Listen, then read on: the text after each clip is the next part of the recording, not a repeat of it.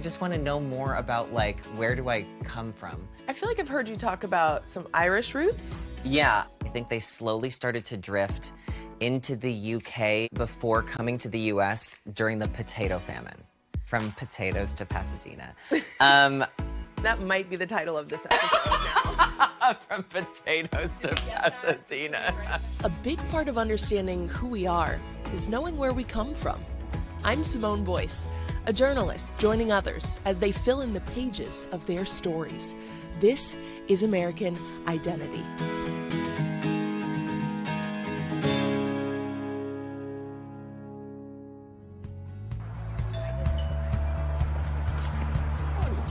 How are you? It's so great to meet you. I'm so excited. So perfect. Triple flip, triple toe. If you know your Olympians, then you know Adam Rippon. Beautiful open, triple flip. He basically became the star of the 2018 Winter Games in Pyeongchang. And not just because he took home the bronze medal in figure skating. If there's a spotlight, Adam will steal it. And he's making the most of it. Since then, he's become an outspoken advocate for LGBTQ plus rights. It's so great and so important that we have allies standing up and speaking out for our community. He's also written a wildly entertaining memoir and even has a TV show in the works. But today, we're going way back. Long before he represented the red, white, and blue on the world stage, to learn how the story of Adam's American identity begins. So you grew up in Scranton, Pennsylvania. I did, yes. What do you remember most about growing up in Scranton? Growing up there in the early 90s was a little bit challenging as like a young gay kid. We didn't have internet when I was growing up, and there was not a lot of access to a lot of people. When was that first time when you were able to expand your horizons and see diversity? I think the thing that really expanded my horizon was being able to train and live in these bigger cities. And I think in my small town, I always felt so different that being in a place where everybody was different, I felt less alone. Why did you feel different from a young age? When I was young, I had no idea that I was gay, which will be a shock to many people. That how did you not know? I felt like everybody where I was from all felt like they got along and that they saw each other in each other, but I felt like I was always on the outside of that. This is where he would hone his confidence. This baby boy right here. Yeah. How old? I think 18. I was at a figure skating camp in Andorra. Where were you on your journey at that point? I was still in the closet and still very unsure of who I was. I had been skating for about 8 or 9 years at this point and was probably right at the beginning of my Olympic journey. When did you know that you were good? I think when I immediately started skating, I was like, I'm good. I was also terrible, but it was just the first thing I wasn't really bad at. And I was like, of course I'll go to the Olympics because I thought it would be very easy. The road to Olympic glory was anything but easy. Like when Adam was living in his coach's basement, or when he swiped apples from his gym because he couldn't afford groceries. Even still, he always kept going, believing he had nothing to lose. Do you think that discipline came from being the oldest of 6? I think the discipline came from being the oldest of 6. I also think it had a lot to do with my upbringing. I know that my grandmother was a very hardworking woman. Growing up, my mom was a single parent of 6 kids. That work ethic is very ingrained in who I am as a person. You have all these incredibly strong women in your family, but this could be an opportunity for you to meet some of those male figures in your family, right? Oh, yeah. My dad is a really hardworking person. He's very funny, but his father passed away when he was 16. I don't really know any of those male figures in my family. I want to feel connected to that history that I feel no connection to now. I really do think of like the people in the queer community who came before me. I think of the sacrifices that my family made for me. And I feel like the successes I've been able to have been like a culmination of like the sacrifices and the risks other people took before I could have my moment. After our conversation, I couldn't stop thinking about the Olympic-sized sacrifices it took for a single mother of 6 to raise a champion like Adam. And that desire to feel rooted, that's something so many of us are searching for. When our dreams keep us constantly on the move, it's easy to lose sight of where or what home is. I wondered if any of the immigrants in Adam's lineage could relate to that too. What is the vibe that you're getting from this place? Medieval dungeon castle. A little bit of regal vibes, perhaps, nobility. And your family does have a connection to that as well. So we're gonna go find out more about that right now.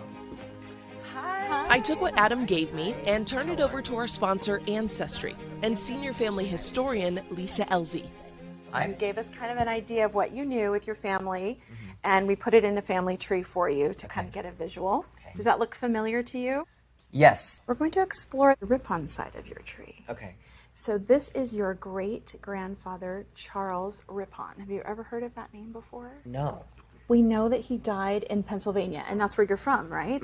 We're going to see what we've got in this 1900 census. So this is your great-grandfather, Charles Rippon. Okay.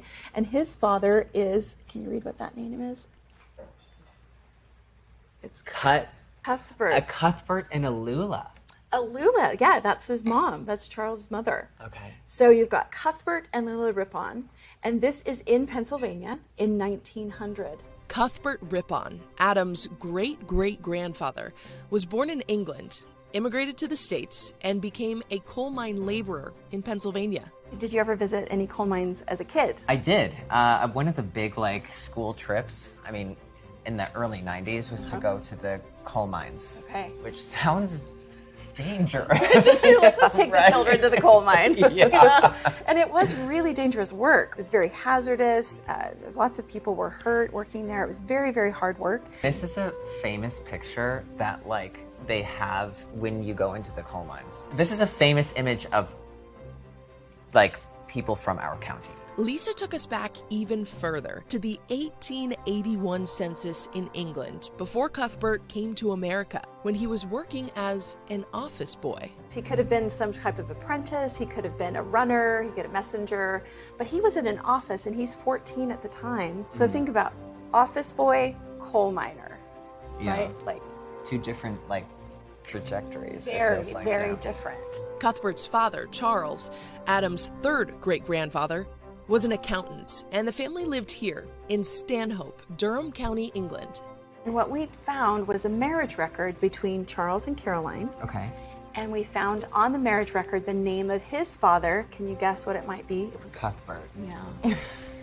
A lot of creative thinking. Into my family. A lot of that. What was so unique about that marriage record is that Cuthbert, his occupation, gentleman. Which is much different than lady. Yes, but it also means money. Okay. Now I'm thinking, something happened. So if you have an accountant who's working as an accountant, but his father is a gentleman, that doesn't really add up. As a gentleman, it's, you don't need to work necessarily. I'm sort of looking at this other Cuthbert going, what did you do? Because going I'm on? not seeing the money. This 1832 voter registration record from Durham County gave us a clue. Stanhope Castle? He lived in Stanhope Castle? He did. A castle! You have a castle in your family. Not anymore! We'd probably still be living in the castle. What did she do? He had 2 families. Do people usually cry during this? They're like, Yes, I have a they castle, can. I'm mad. Yes.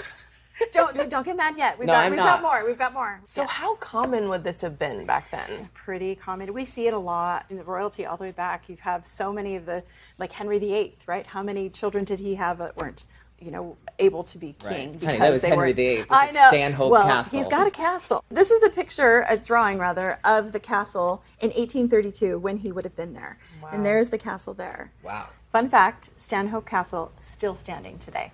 Yes? You could actually stay there. It's a hotel. So we really went broke. Listen, Apparently. you're not doing well if your house turns into a bed and breakfast. Okay, to be fair, the castle isn't just any old bed and breakfast. It is a luxe getaway and history lesson all in one. And the website even mentions Adam's ancestor by name. Cuthbert, he was really a part of that community, so much so that he ran for a member of parliament, for MP, and he won. And he was a member of what they called back then the Radical Party. So the Radical Party was a party of change. It is now called the Liberal Party in England. He had very staunch beliefs on what he thought. He wanted the religious part of Parliament to be separated from the state part of Parliament.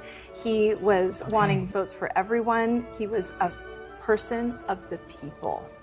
And he fought for things that were not popular back then. That makes me feel good. It's interesting that so many generations back, there is this connective tissue of activism, of being outspoken. I identify with that pretty deeply, actually. And then we found something pretty remarkable and rare.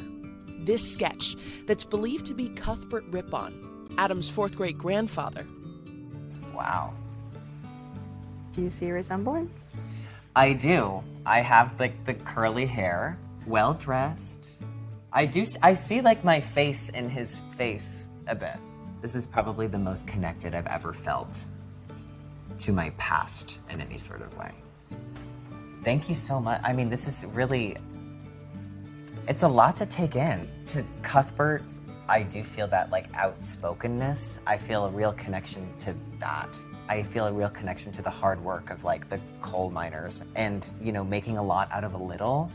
This can be a lot to digest. Yeah. Learning this much about your family history. Our identity isn't solely defined by what we find here. I think we're defined by what we do ourselves. And I think sometimes like learning more about your family helps you really solidify what's important to you, or like things that you wish were different that you could almost make amends for or work for change for. I come from people who saw more for other people other than themselves. That makes me feel really good.